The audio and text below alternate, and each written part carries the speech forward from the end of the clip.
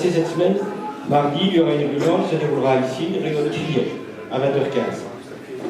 Jeudi, il y aura ici une réunion d'enseignement à 20h15 également.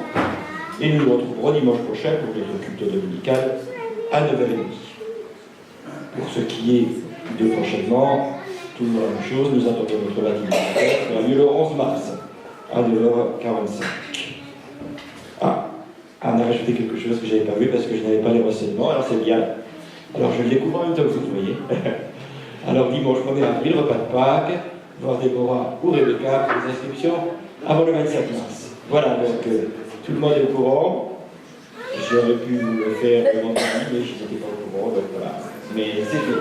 Voilà. Comme ça, tout le monde est au courant, je vous en reparlerai dans le mail du vendredi. Voilà. Et je rappelle aussi cette marche pour Jésus qui est programmée pour le samedi 26 mai 2018. Continuons de prier. Il y a sur le mail que je vous envoie le vendredi les références de la personne qui est responsable. Si vous voulez avoir des renseignements complémentaires, n'hésitez pas à aller sur le site et voir ce qu'il en est. Voilà. Je crois qu'on a fait le tour et que nous allons pouvoir venir à la parole de Dieu.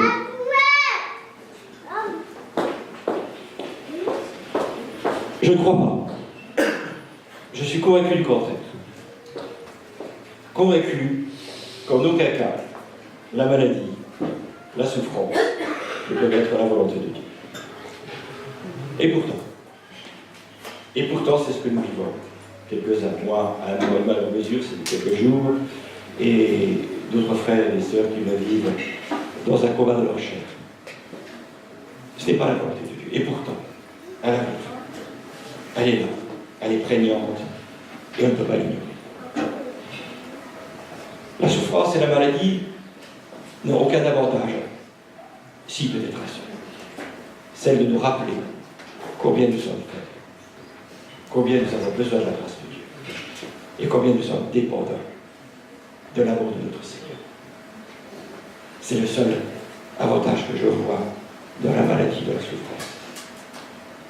Dans le Nouveau Testament, les mots maladie, faiblesse, péché sont souvent synonymes. Parce que Jésus guérit une personne et lui dit « Ta foi t'a sauvé ». Parce que l'image de cette maladie qui a été guérie, ce n'est qu'une image de la personne qui a accédé à cette maladie qui provoque la mort, le péché, à la vie nouvelle et la vie éternelle en Jésus-Christ. Voilà quelle est ma conviction. Mais ce n'est pas, et de loin, le sujet de ce que je vous entretenir ce matin. Je vous le dis parce que c'est impossible de l'ignorer, parce qu'on le voit autour de nous, et parce que moi-même j'en suis sensible.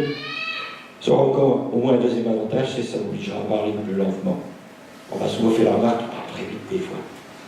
Là, je suis obligé d'être douce, de le dire doucement. Je crois que pour vous, ça sera peut-être un avantage. J'aimerais que nous lisions ensemble un passage dans le livre de l'Ecclésiaste, au chapitre 3, les versets 1 à 3. Le sage qui a écrit cette parole était le roi Salomon. Et si quelqu'un pourra dire que le livre de l'Ecclésiaste est un livre qui est très pessimiste quand on y réfléchit, en fait, ce livre est un livre réaliste, qui le place face aux réalités de la vie. Quelquefois désabusé, mais la finalité de ce livre, c'est de se reposer dans le Seigneur. C'est la seule alternative. Il n'y a rien de nouveau sur le soleil. Ce que nous avons vécu dans le passé, nous le vivons dans l'avenir. Alors voici ce que nous dit l'Ecclésiaste dans ce chapitre 3. Il y a un temps pour tout. Un temps pour toutes choses sous les cieux. Un temps pour naître et un temps pour mourir. Un temps pour planter et un temps pour arracher ce qui a été planté. Un temps pour tuer et un temps pour guérir. Un temps pour abattre et un temps pour bâtir. C'est sur cette dernière phrase que j'aimerais insister. Un temps pour abattre et un temps pour bâtir. On pourrait dire un temps pour construire dans la deuxième partie, et on va commencer par la construction, et un temps pour détruire. Non. Un temps pour déconstruire. Un temps pour déconstruire. Alors, pourquoi est-ce que je dis ça? Peut-être que vous avez, comme moi, cette surprise en passant devant l'ancienne usine de Cambrange, de voir ce bâtiment qui est à moitié délabré quand il monte par petits bouts, ou de passer à la centrale de Richemont et de voir que, mais comment ça se fait qu'ils n'ont toujours pas détruit cette centrale? Incroyable quand même, c'est si long que ça. À une époque, on se rappelle, quand la gratte-ciel était détruite, dynamité, pouf, ça s'écroulait en quelques secondes.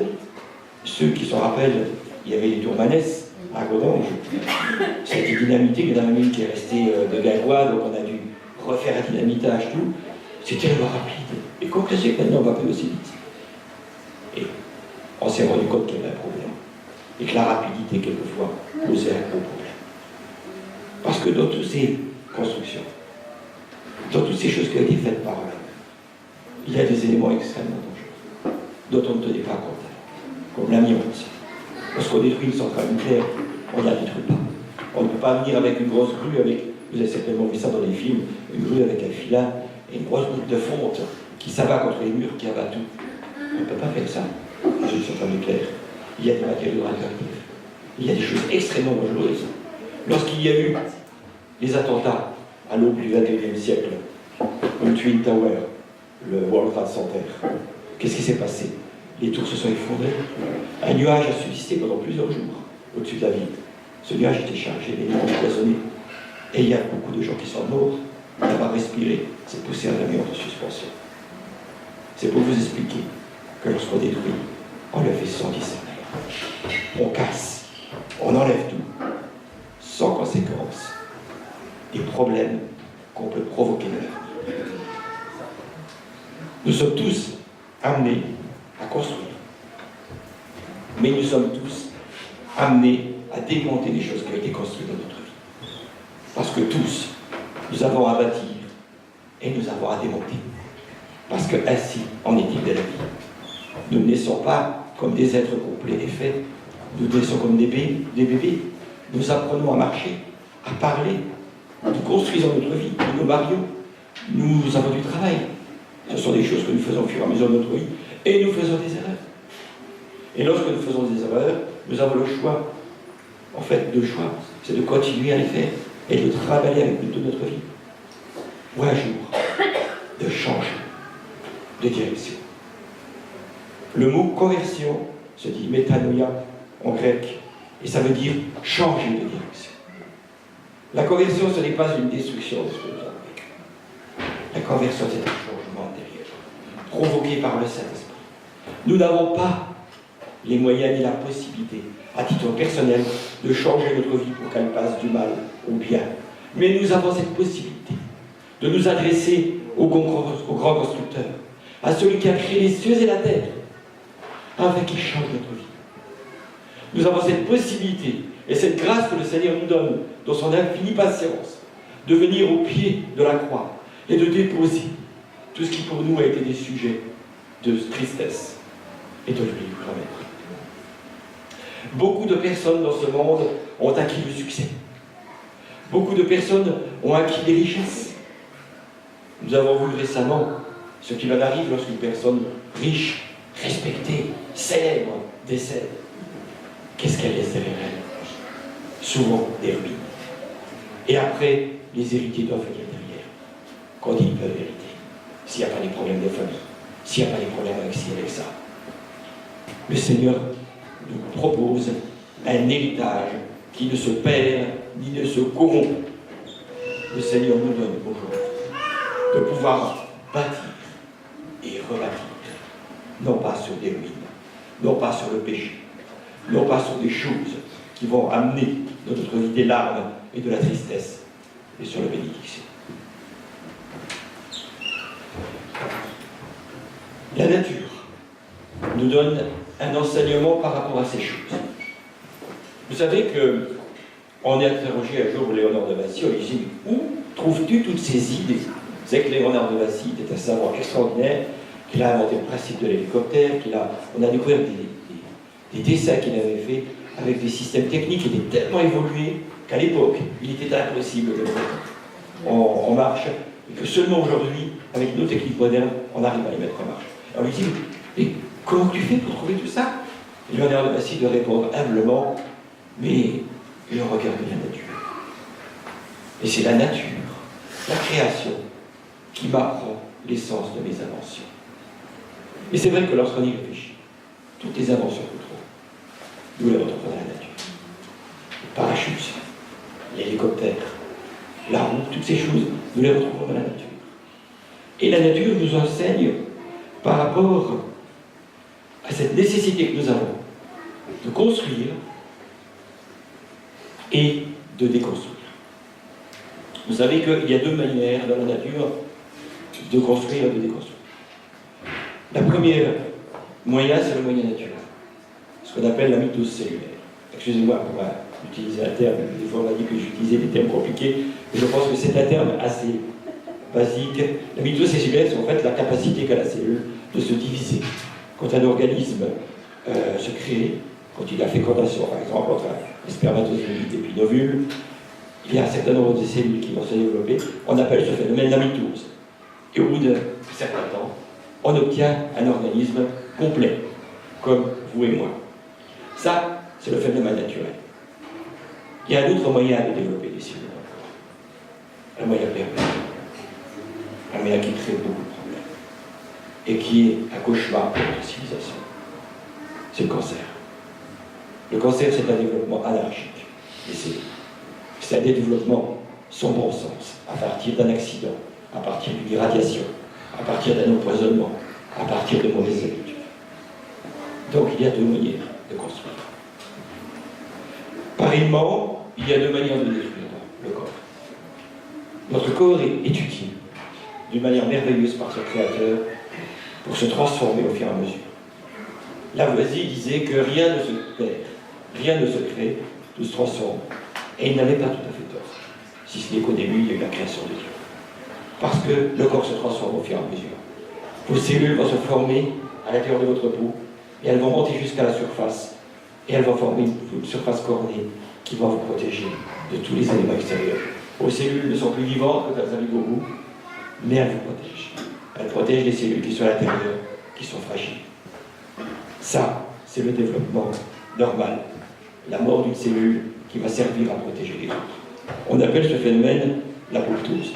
Excusez-moi si j'utilise encore un mot difficile, mais il y a un autre moyen de détruire les cellules. On appelle ce moyen la nécrose. Quand vous vous brûlez, quand vous vous détruisez de manière inouïe par le froid, par la chaleur, les cellules sont déchirées. Tout leur système génétique, tous les chromosomes sont perdus. Ils ne sont pas récupérés. Alors que lorsque le Seigneur crée le développement de l'être humain, tout est recyclé par l'organisme.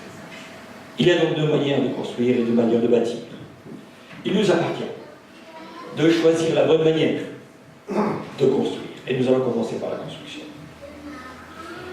Quand nous construisons, il est une chose importante, avant même de construire. C'est de choisir un endroit pour construire, de choisir un terrain. Un terrain qui soit propre à la construction.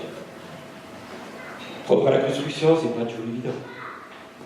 Vous avez certainement vu comme moi, dans les actualités, que certaines personnes ont accordé, les maires de certaines villes, des permis de construction dans des endroits qui étaient très dangereux, inondables, marécageux.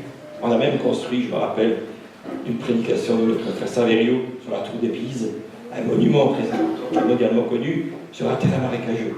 Résultat, la tour s'est mise à pencher au point qu'un risque est tombé à un moment et qu'on a dû faire des travaux de soutènement. Donc il est important que nous choisissions, lorsque nous construisons, un terrain qui convienne. Tous les terrains ne sont pas valables. Il y a des terrains sismiques, dans lesquels il y a des tremblements de terre. Hors de question, dans ces terrains, de construire une tour ou une construction qui peut s'effondrer et tuer ses habitants. Il faut à chaque terrain faire une construction adaptée et chercher un terrain qui soit ferme. Le Seigneur nous dit que un homme sage, c'est quelqu'un qui entend ses paroles. Il le dit dans Luc 6, versets 47 et 49. Et s'il met en pratique ses paroles, alors il est semblable à un homme qui, bâtissant une maison, a creusé, il a creusé profondément, a posé une fondement sur le roc. Une nation est venue, le temps s'est jeté contre cette maison, sans pouvoir l'ébranler, parce qu'elle était bien bâtie. Mais celui qui n'entend pas et ne met pas en pratique est semblable à un homme qui a bâti une maison sur une terre sans fondement. Le torrent s'est jeté contre elle, aussitôt elle est tombée, et la ruine de cette maison était grande. Il faut être fou pour faire ça, pour construire une maison sans fondation. Et pourtant, je travaillais à l'époque où j'étais représentant à Rambach, et je parcourais la rue Jeanne d'Arc, qui est une grande rue qui mène tout au sommet de Rambach, et j'ai appris plus tard qu'aucune des maisons qui étaient construites pratiquement n'avait de fondation. Chaque maison se tenait parce qu'il y avait une voisine qui la maintenait. Le problème, c'est que si vous avez une maison s'écroule, l'autre s'écroule, c'est le château de cartes. Alors lorsqu'ils ont dû abattre les maisons, ils ont dû construire des renforts, des contreforts pour empêcher que les maisons se renversent. Voilà comment on construit de nos jours. Voilà comment certaines personnes, par économie, par manque de prévoyance, par manque de sagesse, vont construire. Ils ne vont pas poser les bonnes fondations et ils ne vont pas aller sur le bon sol. N'ai-je pas ainsi. Soyons sages et cherchons le bon terrain. Aucune religion, aucune sagesse ou philosophie ne peut remplacer le terrain pur et vierge de la parole de Dieu, qui constitue, la Bible appelle ça un carmel. Carmel, ça veut dire un champ fertile, où nous pourrons poser les bases de notre vie entière, dans la croyance dans le Seigneur. Bâtir uniquement dans notre foi en Dieu ne suffit malheureusement pas. Tu crois qu'il y a un seul Dieu? Tu fais bien. Et le monde croit aussi. Et il tremble, lit dans Jacques 2, verset 19. La foi seule, sans la sagesse, sans le discernement, ne suffira pas si nous ne recherchons pas la volonté de Dieu. Croire seulement n'est pas suffisant, nous avons besoin d'aller plus loin. Certaines personnes pensent que le fait de participer à un mouvement religieux quelconque fait d'eux des membres à part entière et change entièrement leur vie, quel que soit le mouvement religieux.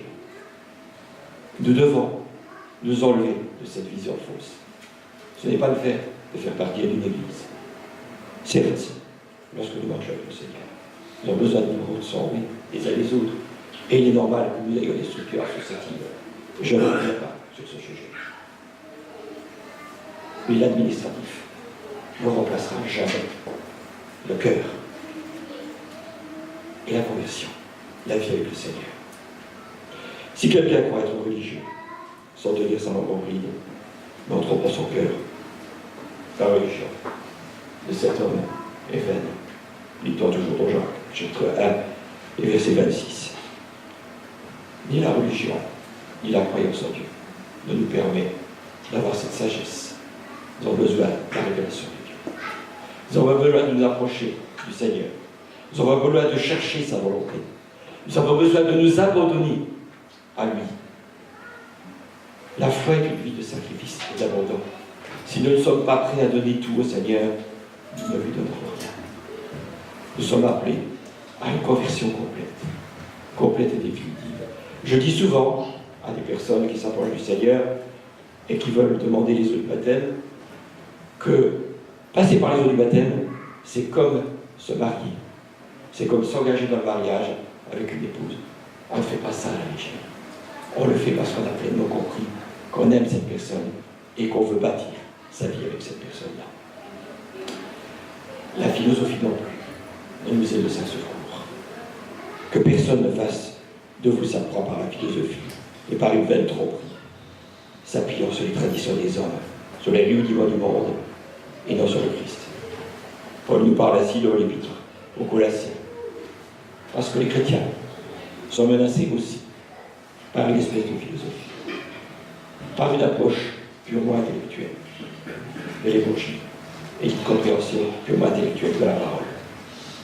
Je suis quelqu'un qui aime bien lire, quelqu'un qui aime bien analyser, mais je me rends compte de la vanité qu'il y a pour un homme de vouloir comprendre Dieu par ses propres moyens. Nous n'analysons pas Dieu. Nous ne mettons pas Dieu en équation. Nous avons besoin de nous abandonner à Dieu, de nous mettre entre ses mains. Ce matin, au travers de cette faiblesse que je vis, le Seigneur m'a donné encore une compréhension du besoin qu'il est pour moi de m'humilier devant sa face. Du besoin qu'il est de rechercher en tout temps sa volonté et son plan pour ma vie. Et de vous exhorter. De vous exhorter à agir de telle manière. À ce que le Seigneur soit notre seul et unique objectif. Bâtir sur un bon fondement, c'est bâtir sur Jésus-Christ. Car personne ne peut poser un autre fondement que celui qui a été posé, savoir Jésus-Christ. Rien ne pourra remplacer ceci. Nous rencontrons quelquefois des personnes qui disent oui, mais moi j'ai ma religion, moi j'ai ma tradition, je viens de mon pays, je viens de ma région, de ma famille, et j'en ai hérité des choses. Certes, nous héritons quelquefois de bonnes choses, et il ne s'agit pas de renier entièrement l'héritage, et même quelquefois l'héritage spirituel. Mais cet héritage ne remplacera pas une relation pleine et entière avec le Seigneur. Christ est le fondement. Nous avons choisi le terrain, nous avons choisi un terrain rocheux, nous avons creusé les fondations. Maintenant, ces fondations, Christ doit les remplir. Le fondement des apôtres et des prophètes. Vous avez été édifiés sur le fondement des apôtres et des prophètes. Jésus-Christ lui-même étant la pierre angulaire. Je ne me laisserai jamais de vous encourager à serrer la parole sur votre cœur. La Bible n'est pas qu'un livre. La Bible est la parole de Dieu. Si la Bible n'était qu'un tas de papier et d'encre, elle serait semblable à tous les livres religieux, à tous les romans et à tout ce que nous trouvons dans la littérature. Mais la Bible, c'est Jésus-Christ qui s'est manifesté. Et aujourd'hui encore, le Seigneur nous donne d'avoir une porte ouverte. Donc il fait jour, sachant qu'un jour les portes de l'arche vont se fermer, qu'un jour la trompette va retentir. Où est la promesse de son avènement, disent certaines personnes. Depuis le temps qu'on dit ça, mais le Seigneur n'est toujours pas là. Certainement que des personnes ont dû dire ça à l'époque de Jésus. Mais le Messie, on en parle depuis Abraham, depuis Moïse et même de la première page de la Genèse. On en parlait. On voit toujours bien. Mais Jésus était là. Il était là avec ses parents. Il lui a fallu plus de 30 ans pour redire, pour apporter son message. Mais il était bien présent. Ce que nous ne voyons pas actuellement est en train de se passer. Et actuellement, il y a des choses qui nous sont invisibles, des choses qui sont cachées à notre entendement, cachées à nos yeux, qui sont en train de se passer. Le monde est en train de se transformer. Ne croyez pas que nous vivons des jours identiques aux jours passés. L'esprit de l'Antéchrist est à l'œuvre. Je suis toujours gêné en parlant de ces choses-là parce que j'ai l'impression de faire un petit peu du son sacralisme, de faire peur aux gens pour leur dire « réveillez-vous, l'Antéchrist arrive, vous ne rendez pas compte, vous n'allez pas être enlevé. » Non, je ne veux pas provoquer en vous de peur, mais une réaction salutaire. Une attente glorieuse. Parce que Jésus nous demande de nous réjouir de ces moments. Il dit, regardez la moisson qu'on vient de blanchir. Bientôt ça va être le moment de rentrer à la faucille et de mettre la main à la charrue. Bientôt est le jour où le Seigneur va se révéler. Et si nous ne savons ni le jour ni l'heure, je crois et je suis convaincu que ce jour est proche. Et j'ai cette espérance de le vivre. Nous venons de perdre, il y a quelques jours, un des plus vieux serviteurs et les plus reconnus dans le monde évangélique, en la personne de Billy Graham.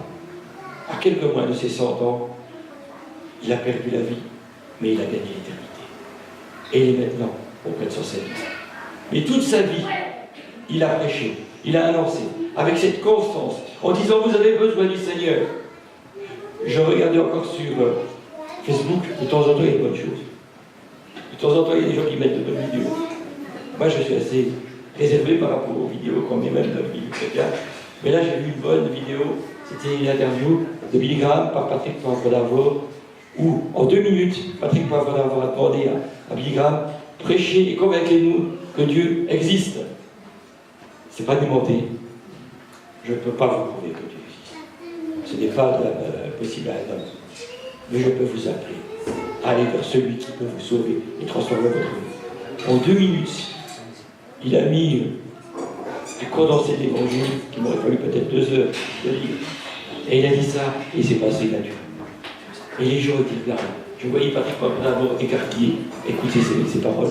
Et j'imagine, à l'époque, les millions de personnes qui ont entendu cette émission, qui se disent, ce gars-là, alors il ne s'agit pas de glorifier. Billy Graham n'était pas un pape évangélique. Il n'était pas un homme parfait. Comme tous les hommes, il était aussi faible. Il était comme moi, il était comme chacun d'entre nous. Mais il avait compris que son Seigneur était à ses côtés et qu'il avait le meilleur pour lui. Le meilleur est pour nous. Si nous persévérons. Dernièrement, on discutait avec notre serviteur et Jean-Pierre nous disait que nous sommes des disciples et des gens sauvés en devenir. C'est bien ça, il me semble que j'ai traduit ce que tu as dit. Et c'est la vérité. Nous sommes appelés à persévérer. Nous n'avons pas reçu un ticket de bus pour faire un voyage. Nous avons reçu une promesse de la part du Seigneur qui nous apparaît, qui nous appartient de tenir et de serrer contre notre cœur et de persévérer. La promesse s'accomplira, mais nous devons persévérer jusqu'au bout. Le Seigneur vient bientôt. L'esprit de l'Antéchrist est à l'œuvre, mais nous avons cette espérance, au son de la trompette, d'être enlevés et d'aller à la rencontre du Seigneur dans les airs. Voilà ce qu'est la construction. Il me faut quand même parler de la déconstruction. Parce que nous ne pourrons pas construire si nous ne démontrons pas certaines choses de notre vie. Je ne veux pas faire de la publicité mensongère, comme le faisait un chanteur qui n'est pas très apprécié, je crois, dans nos milieux, et qui disait « On ira tous au paradis ». C'est faux. C'est mensonger de dire ça. On n'ira pas tous au paradis. Dieu n'obligera jamais quelqu'un qui ne veut pas y aller à y rentrer. Et je crois que la plupart des gens n'ont pas envie d'y aller. Ils ont envie de continuer de vivre éternellement sur terre. Ils vivent une vie comme s'ils allaient être éternels. Alors qu'on est tous mortels. Mais ils vivent comme s'ils allaient être éternels. Ils se bâtissent, ils construisent, ils ont des relations, ils se multiplient. Et à la fin de leur jour, ils se retrouvent peut-être riches pour certains, avec une belle voiture, une belle maison et tout. Et ils expirent. Lorsque Howard Hughes, qui était un des hommes les plus riches du monde, est décédé, quelques minutes avant sa mort, c'était vraisemblablement l'homme le plus riche du monde. Mais quelques minutes après, ce n'était qu'un cadavre. Et nous sommes tous des cadavres en devenir si nous n'avons pas fait la paix avec Dieu. Et si nous n'avons pas pris conscience du fait que Dieu nous a donné cette promesse, que nous ressusciterons en lui, et que nous serons remplis de sa présence et de sa grâce. La bénédiction est pour nous, pour nos enfants, en aussi grand nombre que le Seigneur les appellera. Mais il faudra faire des travaux d'aménagement, du démontage. Paul, citant un auteur païen, dit que les mauvaises compagnies corrompent les bonnes mœurs. On lit ça dans 1 Corinthiens 15, verset 33. Alors évidemment, quand on dit ces choses-là, c'est vrai qu'on se rend compte qu'il y a des personnes qui sont entraînées par leurs amis. Il y a des gens qui ont fini en prison. Des gens qui n'étaient pas très prédisposés à devenir des criminels, mais qui se sont laissés entraîner par la drogue, par la délinquance, par la pornographie, par un certain nombre de choses, la magie ou la sorcellerie. Je vivais dans un quartier qui a été coupé en deux. La moitié des enfants se sont approchés du Seigneur et se sont convertis, et l'autre a choisi l'autre chemin. Lorsque vous voyez la vie de chaque personne, vous comprenez que suivre avec le Seigneur, c'est remporter le jackpot. C'est ça, la vraie richesse. Non pas une richesse matérielle, non pas une richesse qui va être mangée par les mythes et par la miel et la rouille, mais une richesse qui va nous suivre jusqu'au dans la vie éternelle. Et j'ai vu la vie des personnes qui se sont approchées du Seigneur et ceux qui ne l'ont pas choisi. Les mauvaises compagnies corrompent les bonnes mœurs. Je rends grâce à Dieu de ce que très jeune, adolescent, j'ai rencontré l'Évangile, qui m'a évité de passer par un certain nombre de problèmes, d'éviter beaucoup de pièges. Néanmoins, j'ai dû apprendre à combattre. J'ai dû apprendre à lutter. Comme tout chrétien, j'ai dû apprendre à obtenir ferme dans les voies du Seigneur. Alors quand il dit que les mauvaises compagnies corrompent les bonnes mœurs, il ne s'agit pas pour nous non plus de nous couper entièrement du monde. Paul le dit, je ne vous dis pas de ne pas avoir de relations avec les adultères, les menteurs, les voleurs, celui-là vous fera sortir du monde. Mais évitez les personnes qui marchent dans le péché et se disent des enfants de Dieu. Ces personnes-là, ne mangez même pas avec elles. Il s'agit donc pour nous de nous garder dans une bonne relation avec le Seigneur et dans un environnement sain. Il n'y a aucun soldat qui s'embarrasse des affaires de la vie s'il peut plaire à celui qui l'a enrôlé. Un soldat, c'est quelqu'un qui est au service de la nation, qui va combattre où on lui demande de combattre. Quelquefois même sans se poser la question si c'est juste ou injuste. Mais nous avons un général merveilleux, qui guide notre armée et qui nous conduit dans la victoire, là où le Seigneur nous veut. Le plus gros problème que nous avons en tant que soldats, il ne se trouve pas forcément à l'ennemi que nous avons en face de nous, mais souvent en nous-mêmes. En nous-mêmes parce que nous avons des problèmes personnels, des occasions de chute.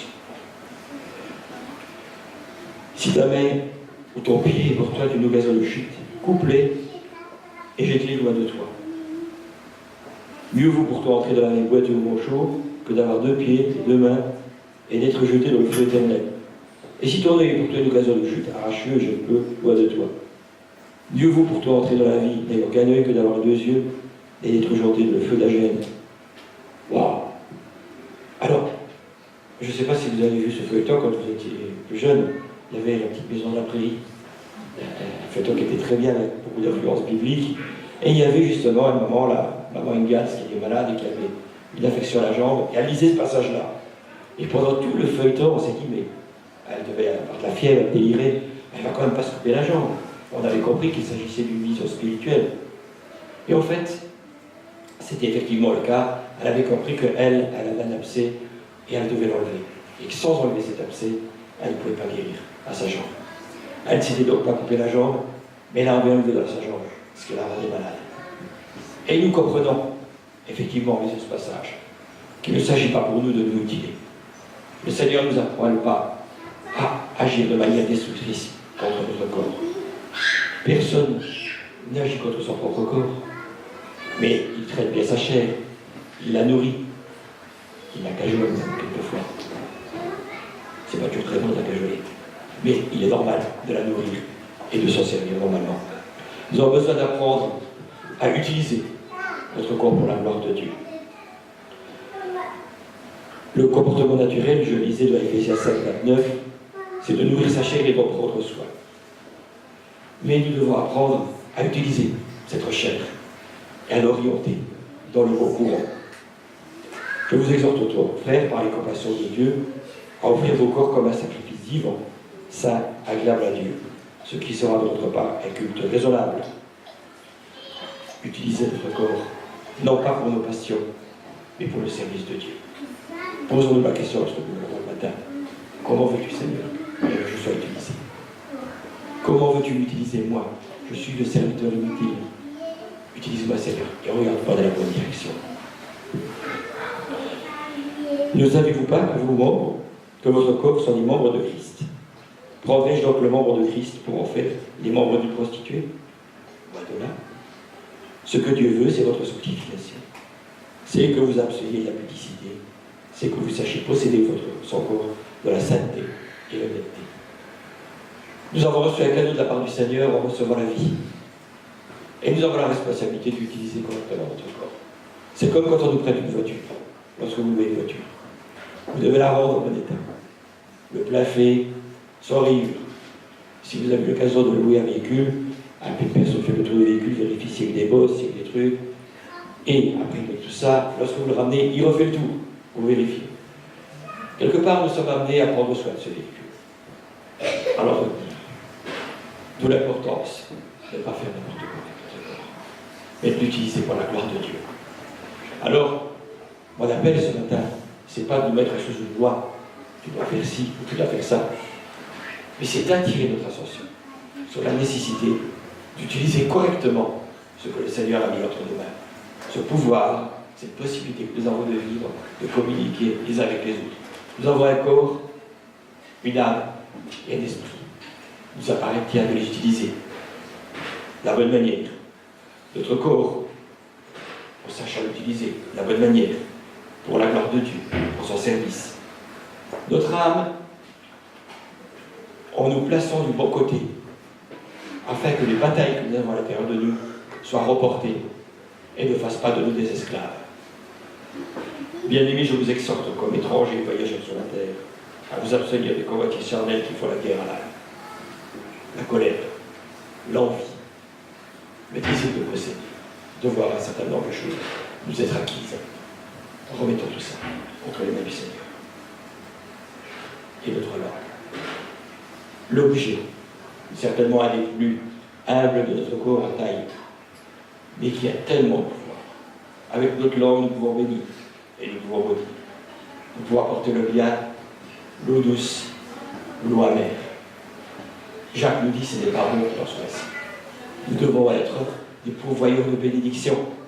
Nous devons être des gens de bénédiction.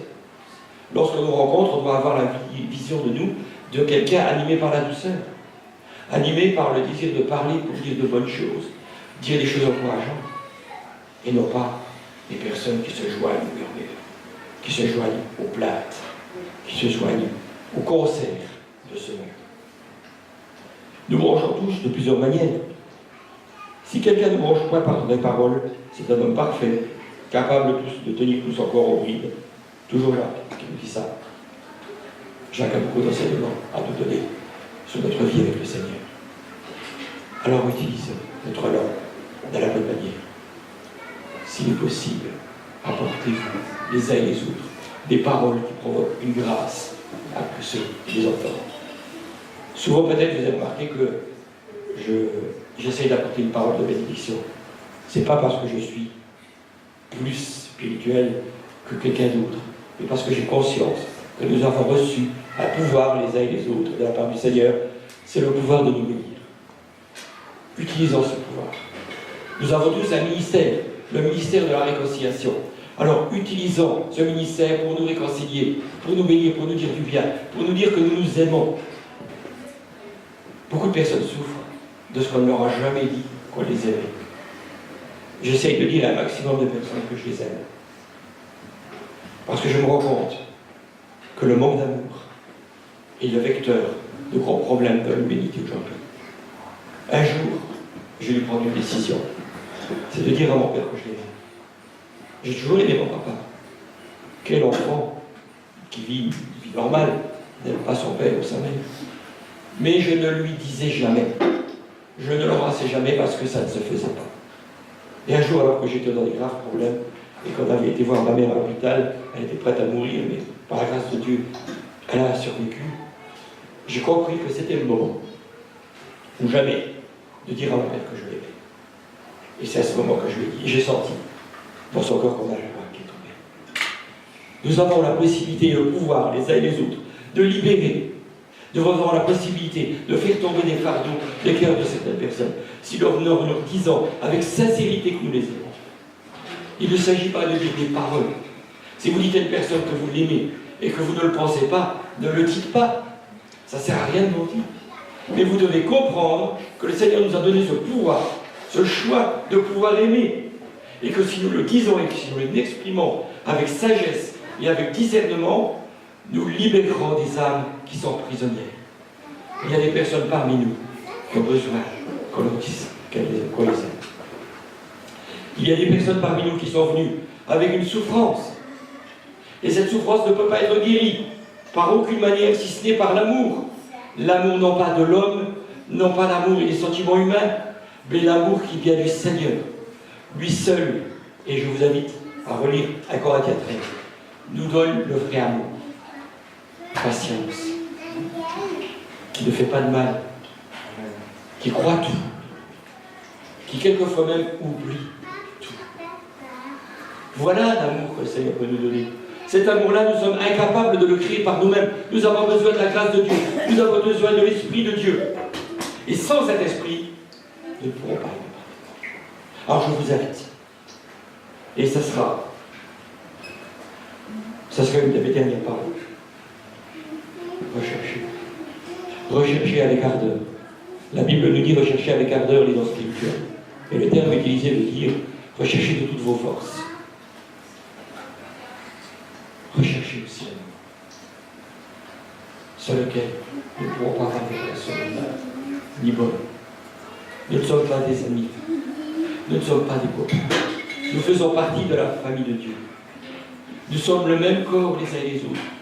Si je dis que j'aime Dieu et que je n'aime pas mon frère ou ma sœur, je suis un menteur. Ne mentons pas. Lorsque nous chantons, pourquoi chantons-nous si nous ne voulons pas que ces choses soient ainsi? Pourquoi voulons-nous chanter et louer sur le Seigneur si nous ne voulons pas vraiment le louer? Ce matin, je vous invite à faire ce retour en vous-même, à reconstruire sur le bon fondement et à repartir avec un amour renouvelé que le Seigneur vous donne. Je ne dis pas qu'il va vous donner. Il vous donne, il vous l'a déjà donné. À vous de l'accepter. À vous d'accepter de le mettre en pratique. Ce matin, je ne veux pas mettre en pratique. Ce matin, je veux vous apporter de la part du Seigneur un cadeau. Le Seigneur a ouvert une porte devant nous. Une porte que nul ne peut fermer. Satan n'a pas le pouvoir, ni la possibilité de nous fermer cette porte-là. Alors, franchissons-en le seul. Faisons ce qu'il y a à côté de Dieu. Aimons-nous les uns les autres. Bâtissons sur le bon fondement. Et démontons les choses qu'il faut démonter. Il y a des choses dans ma vie qui ne sont pas à la porte de Dieu. Je veux les démonter. Je veux les chercher. Je ne veux pas avoir de regret par rapport à ces choses-là. Je veux donc les rejeter. Ce n'est pas une obligation, c'est une nécessité. Et je le fais parce que j'ai compris, pas parce que je suis obligé. Alors je vous invite aussi à faire cet acte d'abandon. Cet acte d'abandon devant notre bon maître. Nous ne nous adressons pas à un homme, nous nous adressons au Créateur des cieux et de la terre. Nous nous adressons à celui qui nous a aimés en premier, alors que nous étions sans force, afin que nous ayons la vie. Alors, en dernier lieu, nous avons servi avec notre corps, notre âme, avec notre esprit. Si donc vous êtes ressuscité avec Christ, cherchez les choses d'en haut, où Christ est assis à la droite de Dieu. Affectionnez-vous aux choses d'en haut, et non à celles qui y a sur la terre. Voilà le message que le Seigneur nous laisse. Et c'est avec cette bénédiction que je désire vous laisser une grâce ce matin. Que le Seigneur vous garde, qu'il vous conduise, qu'il vous remplisse de sa présence. Au nom de Jésus. Amen.